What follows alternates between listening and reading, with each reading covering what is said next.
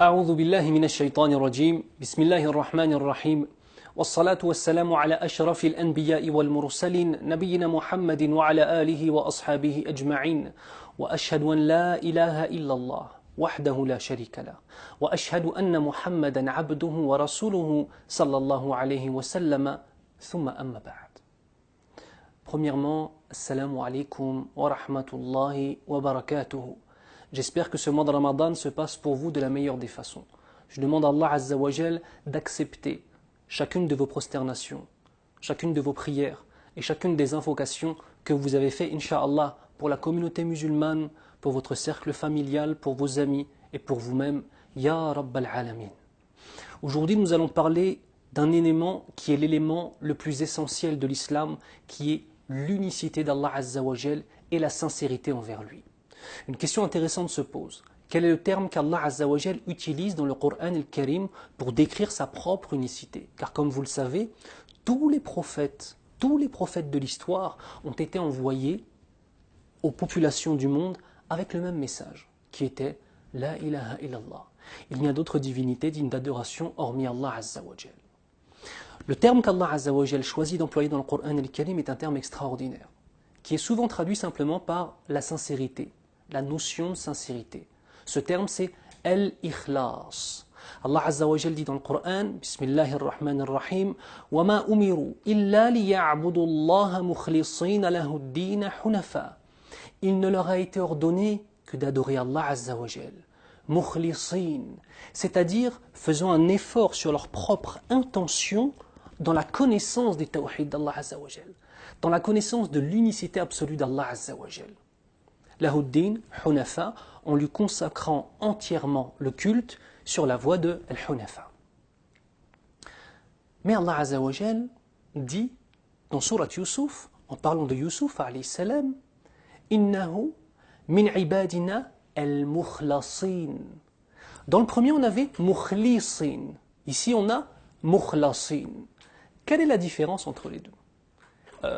En français, Innahu min ibadina al-mukhlasin, c'est il fait partie de nos adorateurs al-mukhlasin, c'est-à-dire ceux qui ont tellement travaillé leur ikhlas, leur sincérité auprès d'Allah Azza wa Jal, qu'Allah Azza wa Jal leur a donné al-ikhlas. Mukhlisin, c'est ce qu'on appelle en arabe un ism fa'il, celui qui fait la chose. Il purifie son intention, il purifie son intention, il purifie son intention. Arrivé à un moment, il a tellement purifié son intention qu'il devient un ism maf'oul, celui qui subit l'action. Et à ce moment-là, il devient mukhlas, c'est-à-dire celui à qui Allah Azza wa Jal a accordé la sincérité totale, avec l'unicité d'Allah Azza wa Jal.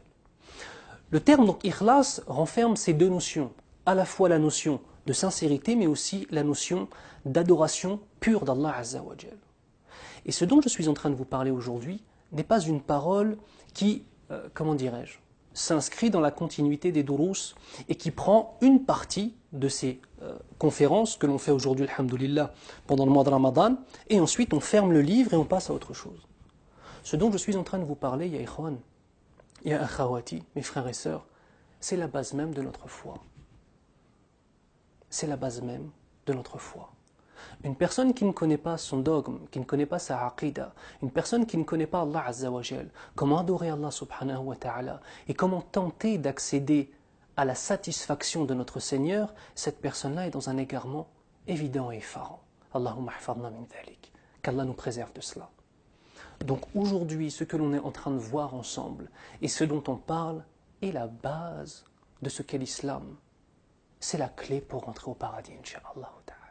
On demande à Allah Azza wa Jal qu'il nous accorde les plus hauts degrés de son paradis.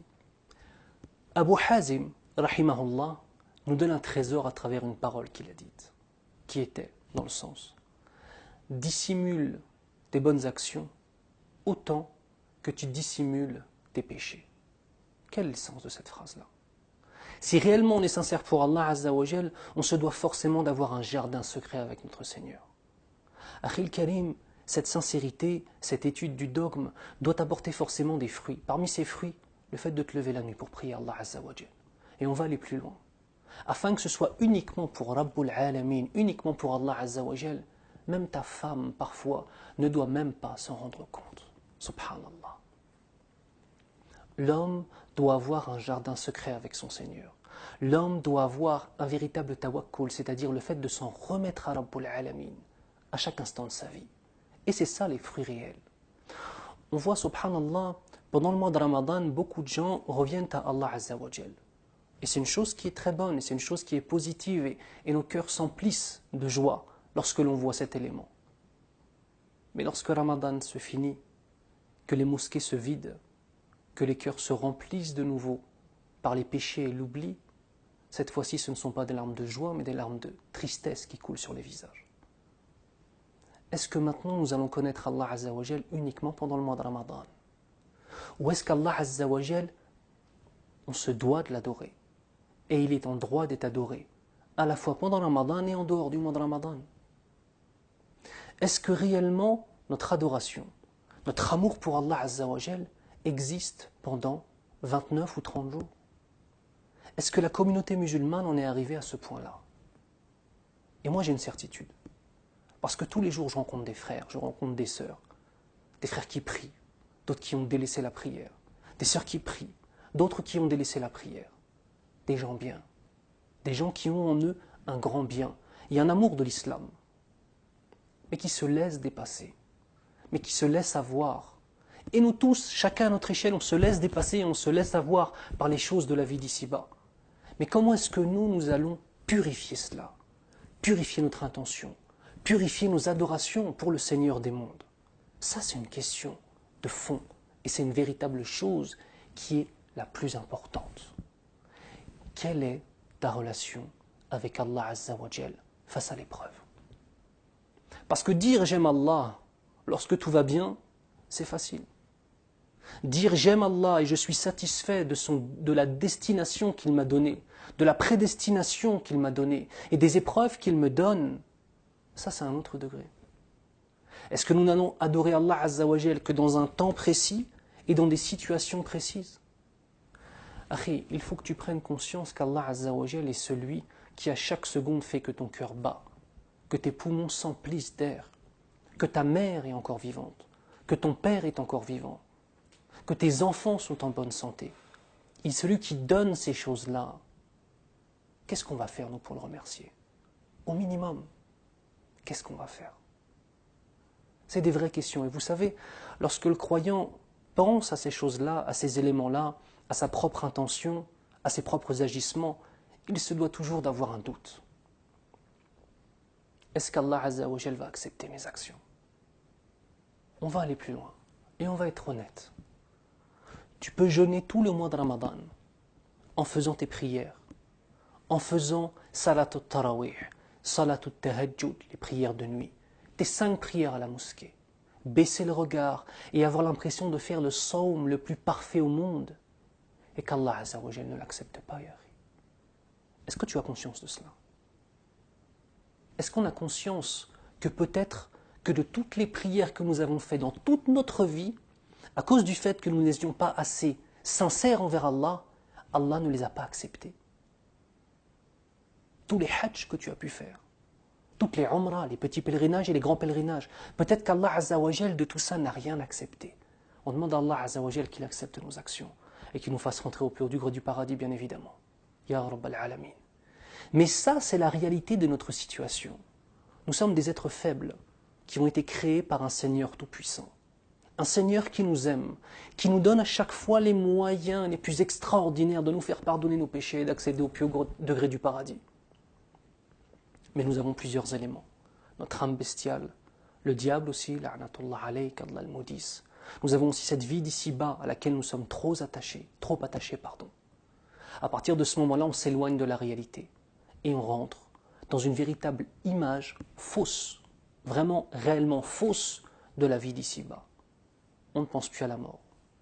Le prophète sallallahu alayhi wa sallam nous informe dans un hadith authentique, فقال أكثروا من ذكر هذه اللذات. Rappelez-vous souvent celle qui met fin à tous les délices. Et il parlait de la mort.